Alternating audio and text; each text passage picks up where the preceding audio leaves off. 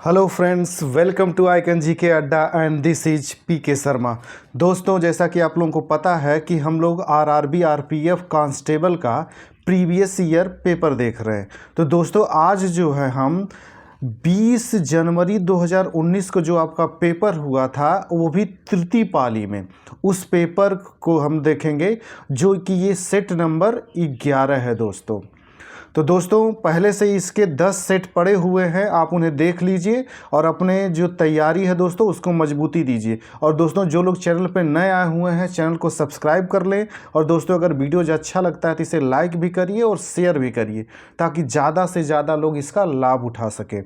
तो दोस्तों, समय न गंवाते हुए हम आते हैं अपने पहले क्वेश्चन पे। दोस्तों, हमारा पहला क्वेश्चन है ये कि भारतीय क्रिकेट के जनक कौन है। तो दोस्तों, भारतीय क्रिकेट के जनक जो माने जाते हैं, रणजीत सिंह जी को माना जाता है। अगला हमारा क्वेश्चन है दोस्तों, निम्नलिखित में से कौन सी ग्रंथि इंसुलिन स्रावित करती है। तो दोस्तों, जो अग्न्याशय पेनक्रियाज जो है वो इंसुलिन का स्रावण करती है। अगला दोस्तों, सांप्रदायिक निर्वाचन का जनक किसे कहा जाता है। तो दोस्तों, सांप्रदायिक निर्वाचन का जनक जो है लॉर्ड मिंटो को कहा जाता है। अगला दोस्तों, भारत का राष्ट्रगान कब अपनाया गया था। तो दोस्तों, भारत का राष्ट्रीय गान जो था ये 24 जनवरी 1950 को अपनाया गया था। और दोस्तों, ये वेरी इंपॉर्टेंट क्वेश्चन है क्योंकि ये कई बार रिपीट किया गया है। अगला दोस्तों, निम्नलिखित में से किस हड़प्पा स्थल में गोदी या डकयार्ड थी। तो दोस्तों, गोदी या डकयार्ड यानी कि ये बंदरगाह की बात कर रहा है।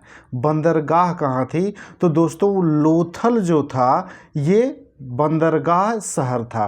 तो लोथल, जो एक क्वेश्चन यहाँ से ये भी बनता है दोस्तों कि लोथल भारत के किस राज्य में है। तो ये गुजरात राज्य में है लोथल, जो एक बंदरगाह था। अगला क्वेश्चन है दोस्तों, मसौदा समिति के अध्यक्ष कौन थे। तो दोस्तों, मसौदा समिति के अध्यक्ष BR अम्बेडकर, भीमराव अम्बेडकर जी थे। तो कहीं पे दोस्तों, ये जो भीमराव अम्बेडकर वाला क्वेश्चन है दोस्तों, ये कई बार पूछा गया है। दोस्तों, एक बार ये भी पूछा गया था कि मसौदा समिति में अध्यक्ष सहित सदस्यों की संख्या कितनी थी। तो टोटल 7 सदस्य थे दोस्तों। जो लोग चैनल पे नए आए हुए हैं चैनल को सब्सक्राइब कर लें ताकि उन्हें समय से वीडियोज मिलता रहे। अगला दोस्तों है स्लाइडिंग घर्षण स्थैतिक घर्षण से के होता है। तो क्या होता है दोस्तों, ये छोटा होता है। जो स्लाइडिंग घर्षण है ये स्थैतिक घर्षण से छोटा होता है दोस्तों। अगला दोस्तों, निम्नलिखित में से किसमें झिल्ली से बंधे कोशिकांग अंगक मेम्ब्रेन बाउंड सेल ऑर्गेनेल्स नहीं होते हैं। तो दोस्तों, ये यहाँ पे हमको ये बताना है कि किसमें नहीं होते हैं। तो दोस्तों, जो प्रोकैरियोटिक होता है इसमें ये नहीं होते हैं। जो झिल्ली से बंधे कोशिकांग अंगक होते हैं ये इसमें प्रोकैरियोटिक में नहीं होते हैं। अगला हमारा क्वेश्चन है दोस्तों, योगाभ्यास में मछली की मुद्रा को क्या कहते हैं। तो दोस्तों, मछली की मुद्रा को मत्स्यासन कहते हैं, क्योंकि मत्स्य मीन्स दोस्तों जो होता है, मत्स्य मीन्स भी मछली ही होता है। याद रखिएगा, मत्स्य जो है ये मछली का पर्यायवाची शब्द है। अगला दोस्तों, निम्नलिखित में से कौन सी फसल रबी फसल है। तो दोस्तों, इसमें ये बताना है आपको कि कौन सी फसल रबी की है। रबी यानी ठंड में होता है। तो ज्वार जो होता है दोस्तों ये रबी की फसल है। बाकी जैसे बाजरा, चावल, मक्का ये भी इम्पॉर्टेंट है। और ये तीनों जो है दोस्तों ये खरीफ की फसल है, खरीफ की फसल है। और दोस्तों, आइकन जी के अड्डा चैनल पे आपको एक वीडियोज मिल जाएगा जिस पे रबी, खरीफ और जायद की फसलों के बारे में दिया हुआ है। आप उसे देख लेंगे तो सारे ये जितने भी ये क्वेश्चन आप सही कर देंगे। अगला दोस्तों, निम्नलिखित में से किस देश को सफ़ेद हाथी की भूमि कहा जाता है। तो दोस्तों, सफ़ेद हाथी की भूमि कहा जाता है थाईलैंड को। और दोस्तों, ये भी कई बार आपका रिपीट किया हुआ क्वेश्चन है। अगला दोस्तों, बुक्सा बाघ अभयारण्य कहाँ स्थित है। तो दोस्तों, बुक्सा बाघ अभयारण्य ये पश्चिम बंगाल में स्थित है। दोस्तों, आइकन जी के अड्डा चैनल पे आपका लूसेंट का ज्योग्राफी का सीरीज चल रहा है, जो ऑब्जेक्टिव है वस्तुनिष्ठ सामान्य ज्ञान का। आप उससे में कई वीडियोज डाले गए हैं, आप उन्हें देख लीजिए। आपको बहुत सारे जो आपके एग्जाम में आने वाले क्वेश्चन हैं आपके क्लियर हो जाएंगे। तो दोस्तों, जो लोग चैनल पर नया है चैनल को सब्सक्राइब कर लें। अगला दोस्तों, निम्न में से कौन सा संगठन भारत में गरीबी रेखा की गणना करता है? तो दोस्तों भारत में गरीबी रेखा की गणना नीति आयोग करता है। अगला क्वेश्चन है दोस्तों, निम्नलिखित में से grand old man of India कहा जाता है? तो grand old man of India दोस्तों दादा भाई नौरोजी को कहा जाता है। और दोस्तों ये क्वेश्चन हिस्ट्री में हमेशा पूछता है कि 1906 में कांग्रेस का जो अधिवेशन हुआ था कलकत्ता में, यहाँ पे अध्यक्ष कौन नियुक्त किए गए थे? तो वो दादा भाई नौरोजी ही नियुक्त किए गए थे। अगला क्वेश्चन है दोस्तों, शीतकालीन पैरा ओलंपिक खेल 2018 कहाँ आयोजित हुए थे? तो दोस्तों ये उस समय का करंट का क्वेश्चन है, तो आप करंट के क्वेश्चन कैसे आते हैं ये ध्यान रखिएगा।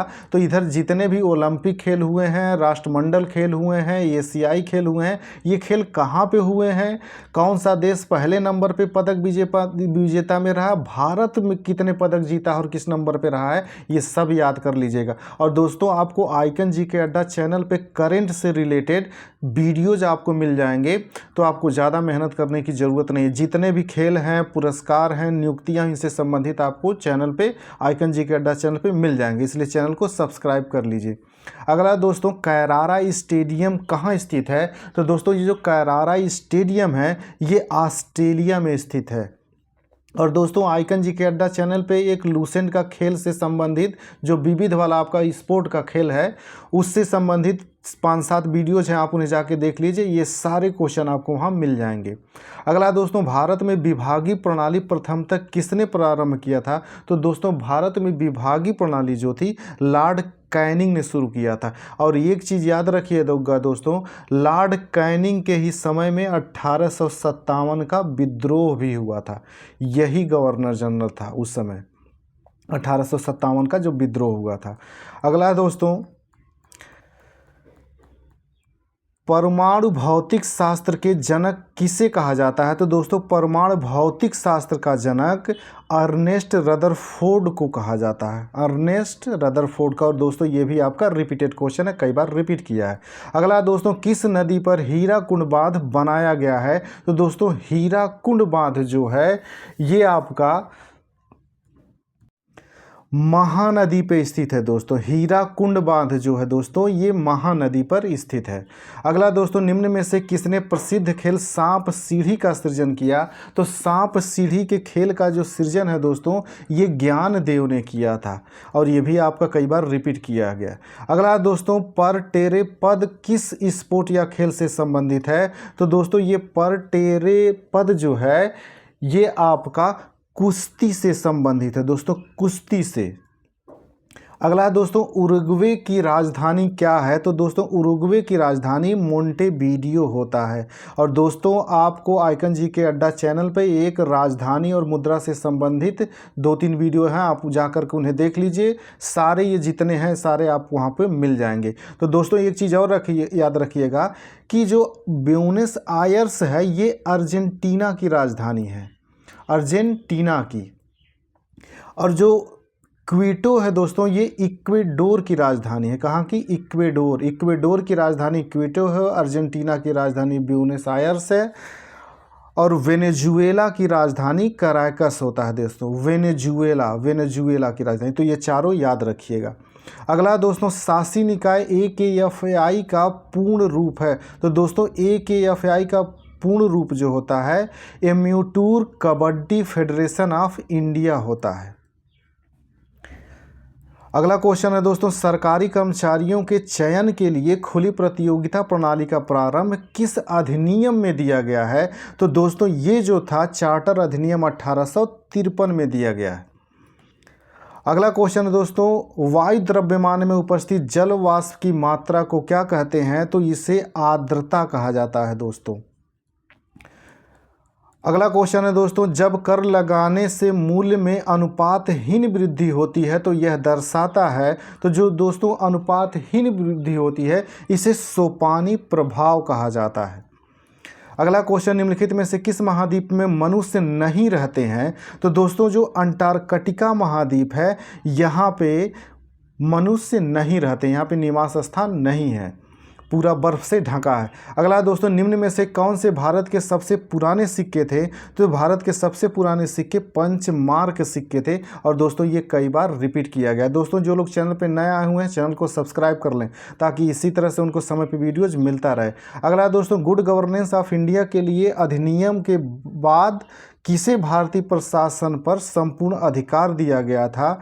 तो किसे संपूर्ण अधिकार दिया गया था दोस्तों? तो ये ब्रिटिश क्राउन को, ब्रिटिश क्राउन जो था इसको पूरा अधिकार दे दिया गया था। राजनीति में व्हिप के कार्यकाल का उल्लेख किसमें किया गया है? तो दोस्तों जो व्हिप का है ये संसदीय प्रथा है। व्हिप का मतलब होता है दोस्तों कि कोई आदेश जारी करता है। जैसे कोई पार्टियां होती हैं तो जब कहीं वोटिंग करना होता है तो मान लीजिए उसके पक्ष में करना होता है तो ये एक अपना आदेश जारी कर देती हैं कि इसके पक्ष में जारी करना है, या विपक्ष में करना है तो विपक्ष में जारी कर देती हैं। इसी को व्हिप कहा जाता है। अगला दोस्तों, निम्न में से किस अधिवेशन में महात्मा गांधी भारतीय राष्ट्रीय कांग्रेस के अध्यक्ष चुने गए थे? तो दोस्तों बेलगाम में जो हुआ था, कर्नाटक के बेलगाम में कांग्रेस का जो अधिवेशन हुआ था इसमें चुने गए थे। और दोस्तों ये क्वेश्चन यहाँ से ये भी पूछता है कि ये कब हुआ था? तो ये 1924 में बेलगाम में हुआ था। और बेलगाम कहाँ है? कर्नाटक में। ये तीनों क्वेश्चन पूछे गए हैं। अगला दोस्तों, निम्न में से कौन सा ज्वालामुखी द्वीप बंगाल की खाड़ी में है? तो दोस्तों कौन सा द्वीप जो है ज्वालामुखी बंगाल की खाड़ी में है? तो बंगाल की खाड़ी में दोस्तों जो पड़ता है हमारा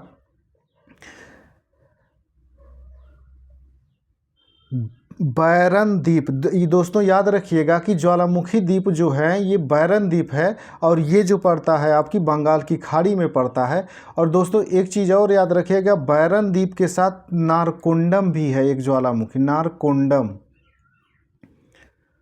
अगला क्वेश्चन है दोस्तों, सरकार वे कर लगाती है जो आय पर निर्भर नहीं है उन्हें क्या कहते हैं? जो आय पर निर्भर नहीं है उसे दोस्तों एक मुश्त कर कहा जाता है। अगला क्वेश्चन है दोस्तों, किसी वस्तु में इसकी गति के कारण रहने वाली ऊर्जा निम्न में से कौन सी है? तो उस वस्तु में इसकी गति के कारण जो रहने वाली ऊर्जा होती है दोस्तों ये होती है आपकी गतिज ऊर्जा।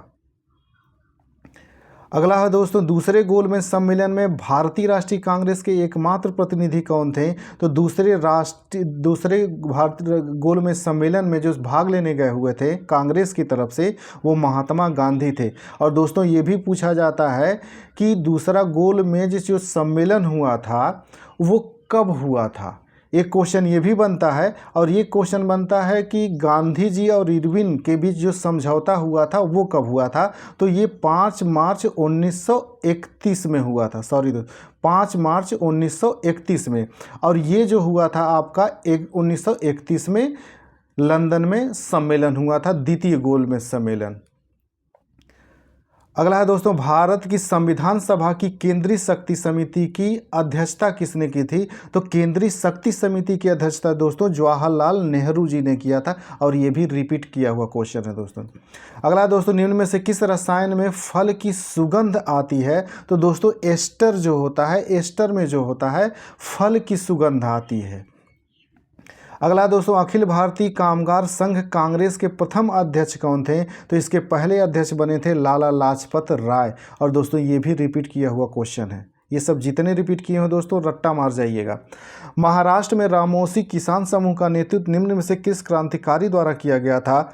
तो दोस्तों ये वासुदेव बलवंत फड़के द्वारा किया गया था। और ये भी रिपीट किया हुआ क्वेश्चन है।